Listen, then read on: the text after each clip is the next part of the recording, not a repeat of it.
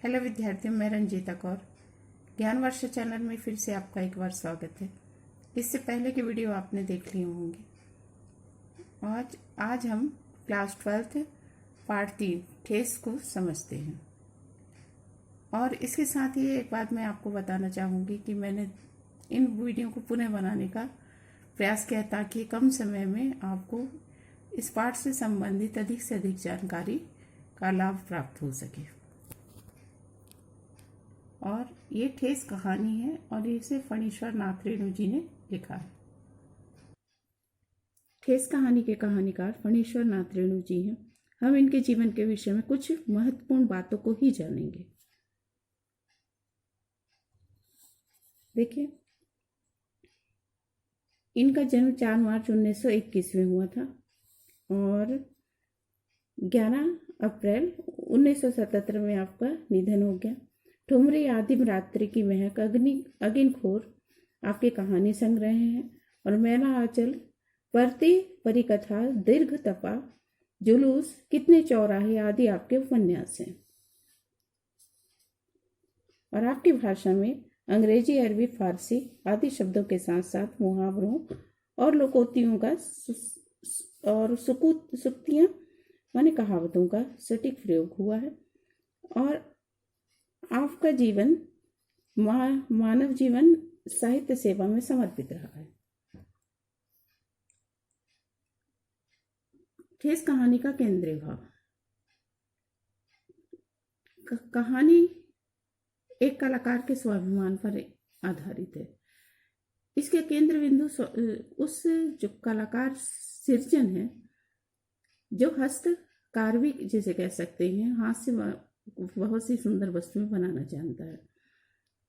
गांव का सृजन बहुत सुंदर शीतल पाटी यानी चटाइयाँ बनाता है। वह परिश्रम माने मेहनताने को ध्यान में रखकर काम नहीं करता। जिस घर में वो शीतल पाटी बनाने जाता है वहाँ बहुत मेहनत से काम करता है। एक घर में उसका बहुत अधिक सम्मान है, लेकिन एक दिन उसी घर की कुछ महिलाएं अपने कथन भंगिमा से उसके हृदय को ठेस पहुंचाती हैं और वो काम आधा अधूरा छोड़कर वापस आ जाता है। लेकिन जिस बेटी की विदाई के लिए वो शीतल पाटी बना रहा था, उसका व्यवहार, उसके अपनापन उसे छू जाता है। वह किसी लालच में नहीं फंसता और इस घर जाता है और जब उसे बुलाने जाते वो वापस नहीं आता, हमेशा के लिए इस कार्य को छोड़ देता है। लेकिन जिस बेटी की विदाई के लिए वो सामान बनाने गया था, उसे उसके ससुराल से मांगी गई सारी वस्तुएं स्टेशन में उसकी विदाई के समय उसे पहुंचा देता है। कहानी में शीर्षन का चरित्र ग्रामीण कलाकार के आत्मगौरव, उसके अपने सेल्फ रिस्पेक्ट माने आत्मसम्मान को दर्शाता है। और लेखक ने कहा कि गांव से ऐसी कलाएं जो है समाप्त होती जा रही हैं, ये चिंता का विषय है। अब ये देखिए, ये दो पद जो पहला है आपके पहले ही प्रश्न का देखो, उत्तरी प्रश्न का उत्तर है। खेती बाड़ी के समय के गांव के जो लोग हैं वो किसी सृजन को नहीं बुलाते हैं, उसे बेकार और बेगार समझते हैं। खेती खलिहान की मजदूरी के लिए कोई नहीं बुलाता, क्योंकि वो बहुत ही ढिलाई से काम करता है, बहुत आलस के साथ बहुत देर से पहुंचता है। और मुफ्त में मजदूरी देनी हो तो उसे बुला लो। आज सृजन को चाहे लोग मुफ्तखोर, चटोर, कामचोर आदि कह लें, लेकिन एक समय था जब उसने अपनी कला के काम को नहीं छोड़ा था। उस समय उसकी मड़ैया, उसकी झोपड़ी के आगे बड़े बड़े लोगों की सवारियां रहती थी। लोग उसकी खुशामद करते थे और कहते थे, सृजन चलो, ये ही एक कारीगर तुम्हारे हाथ में रह गई है, चलो एक दिन समय निकाल कर घर चलो। और अपने पसंद की वस्तुएं लोग उससे बनवाते थे। लेखक ने इस कहानी में अपने आप को आत्मसात किया है, जोड़ा है। लेखक कहते हैं कि मेरी माँ जब मुझे सृजन को बुलाने के लिए कहती तो उसके लिए जो लोगों की जो धारणा थी उसी के अनुसार मैं माँ से पूछ लेता कि भोग में क्या क्या लगेगा। लेकिन सृजन का माँ से व्यवहार बहुत अच्छा था, इसलिए माँ हंसकर कहती कि नहीं, मेरे काम में वो भोग की बात नहीं करता। लेकिन मैंने देखा था कि उसने गांव के टोली के पंचानंद चौधरी के बेटे को बेपानी बेइज्जत कर दिया था कि तुम्हारी भाभी तो नाखून से खाट कर माने कंजूसी के साथ तरकारी परोसती है। इसलिए सृजन को बुलाने से पहले मैं माँ से पूछ लिया करता था। सृजन को देखते ही माँ फूलस कर माने प्रसन्न होकर कहती कि आओ सिरचन, मैं तो नैनो मत रही थी, मतलब मक्खन निकाल रही थी। मक्खन को गर्म करने से घी अलग होता है और जो खोवे का जला सा पार्ट होता है उसे वो खखोरन है। तो तुम्हें उस खखोरन के साथ चूड़ा बहुत पसंद है। और इसके साथ ही वह सिरचन को फरमाइश में बता देती कि बड़ी बेटी के ससुराल से संवाद माने संदेश भेजा गया है कि उसकी ननद मोती की शीतल पार्टी के लिए रूठी हुई है। कहने का तात्पर्य कि तुम किसी दिन आकर बना जाओ। सिरचन अपनी पनियारी माने लार टपकाती जीव को संभाल कर कहता कि घी की सौंधी सुगंध सूंघ कर आ रहा हूँ काकी, नहीं तो दम मारने की माने एक पल सांस लेने की फुर्सत कहाँ है। सिरचन गुजराती का कारीगर है, मैंने घंटों उसके काम करने के तरीके को देखा है। वो क्या करता है, बड़े बड़े ही जतन से काम करता है और पूरी तन्मयता पूरी लीनता के साथ उसमें खो जाता है। अगर कोई बाधा पड़े, अगर उस वक्त किसी ने उसके काम में अड़चन पैदा की तो वह गेहूं सांप की तरह फुफकार उठता है और काम छोड़कर चला जाता है। फिर किसी से करवा लीजिए या फिर आऊँगा। सिरचन मुँह जोर है माने मुँहफट है, लेकिन काम चोर नहीं है। बिना मजदूरी के भी अगर उससे प्रेम से काम करा लिया जाए तो वो कर देता है। सिरचन को लोग चटोर समझते हैं। तली बघारी कहते हैं कि अगर सिरचन को बुलाना हो तो तली बघारी हुई तरकारी, कढ़िया, दही की कढ़ी, मलाई वाला दूध, इन सब का प्रबंध कर लो, तब सिरचन को बुलाओ तो वो दुम हिलाता हुआ मने चापलूसी करता हुआ चला आएगा। और अगर खाने पीने में कमी हुई तो काम की जो सुंदरता है वो सारी घट जाएगी। काम की चिकनाई खत्म माने काम की खूबसूरती खत्म। और कहेगा कि मैं आज तो अध कपाली माने आधा सिर दर्द दे रहा है, फिर किसी दिन आके कर जाऊंगा। सिरचन क्या क्या वस्तुएं बनाना जानता है, ये देखिए दूसरा प्रश्न आ रहा है कि मोती घास की रंगीन शीतल पाटी, बांस की तीलियों की झिलमिलाती चिक, सतरंगे डोरे के मोड़े, भूसी चूनी रखने के लिए, मुंज की रस्सी के बड़े बड़े जाल, हलवाओं के तार के लिए माने हल चलाने वालों के लिए ताड़ के पत्तों के सूखे पत्तों की छतरी टोपी, जिन्हें सिरचन ही बेहतर बनाता है। आसपास लोग, गांव के लोग नहीं बना पाते। और आज गांव में ऐसे कामों को बेकाम समझा जाता है। लोग सोचते हैं कि पेट भर खाना खिला दो और कोई पुराना धुराना कपड़ा दे दो। अब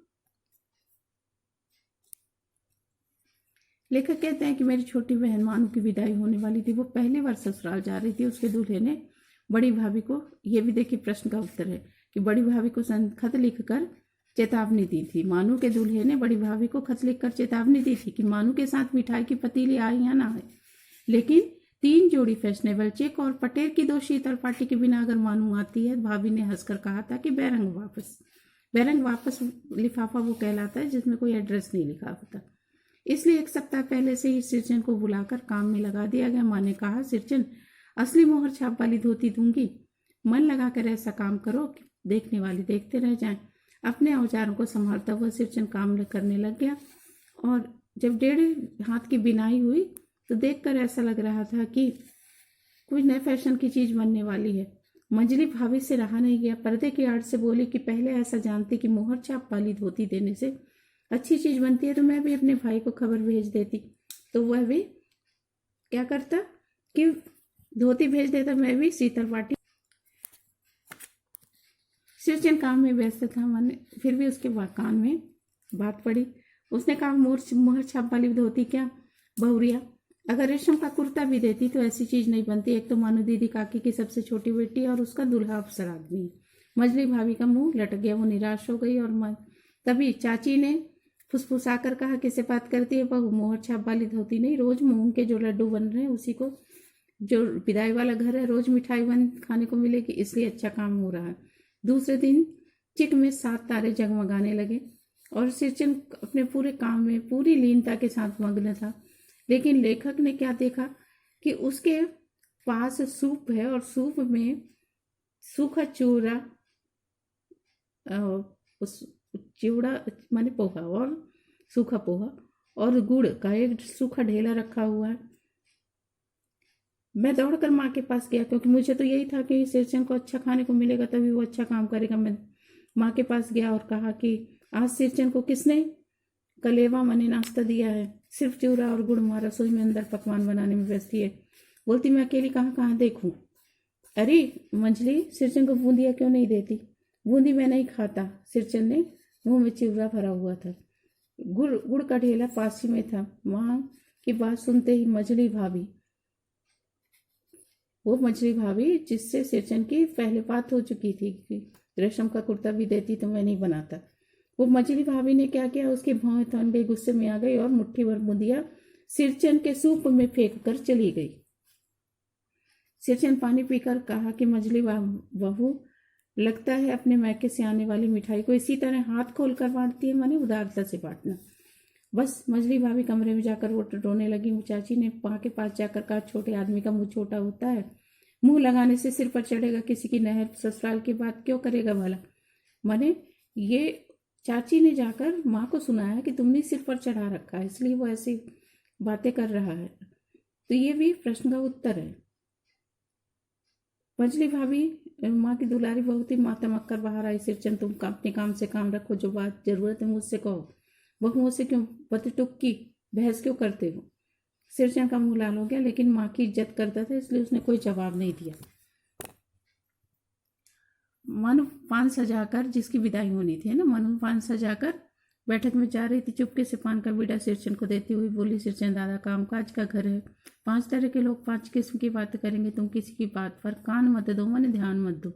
सिरचन मुस्कुराकर पान का बीड़ा लेकर चबाने लगा। इतने में अचानक चाची आ गई और उसको पान खाते हुए देखकर अचरज से घूर कर देखने लगी। तब सिरचन ने कहा, छोटी चाची, जरा अपनी डिबिया का गम कौवा जर्दा गीला तमाकू होता उसे तो देना। चाची कई कारणों से सिरचन से चिड़ी रहती थी। उसने को ने गुस्सा उतारा, कहा, मस्खरी करता है, तुम्हारी बड़ी हुई जीभ में आग लगे, घर में पान और गम कौवा जर्दा खाया है क्या, चटोर कहीं का। ऐसा मेरा कलेजा धड़क गया। यथोनाश थी सर्वनाश। बस सिरचन की उंगलियों में सूतली के फंदे पड़ गए और उसने वो चुपचाप उठा, पान को पीछे थूकाया और अपना सामान समेट कर बाहर निकल गया, हनहनाता हुआ, हमने गुस्से में भन भन करता हुआ।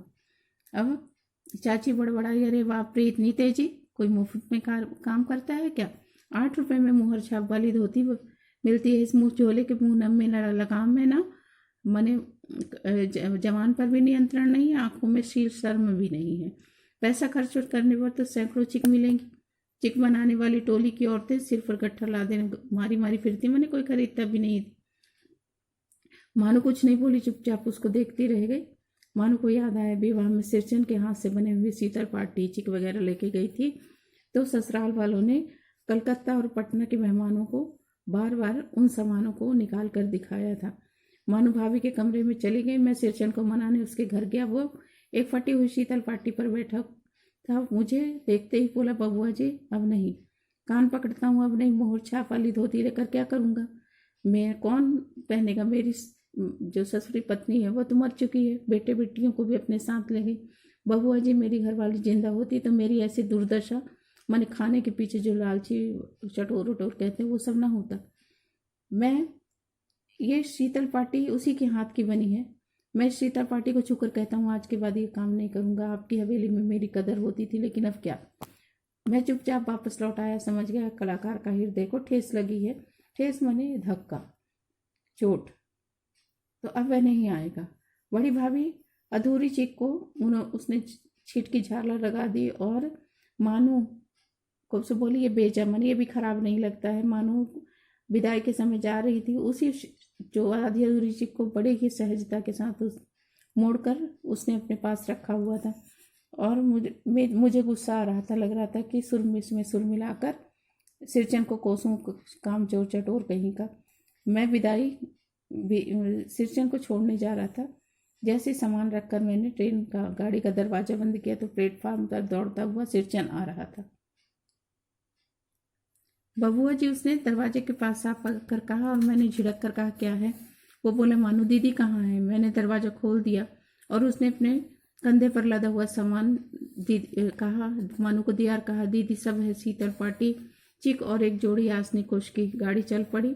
मानू ने मोहर छाप वाली धोती देने का प्रयास किया पैसे, लेकिन सिरचन ने जीभ को दांत से काट दिया और हवा में मैंने हाथ जोड़ दिए। मानू फूट फूट कर रो रही थी और मैं बंडल खोल कर देख रहा था कि ऐसी कारीगरी, ऐसी ऐसा काम मैंने पहले कभी नहीं देखा था।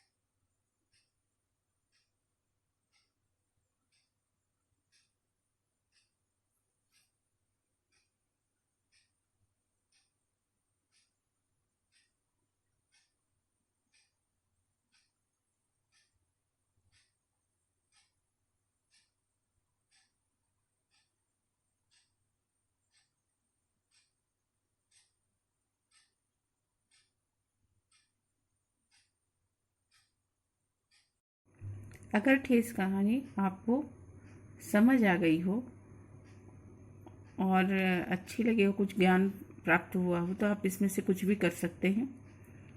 और गॉड ब्लेस यू बच्चों, अच्छे से अपनी अध्ययन जारी रखें।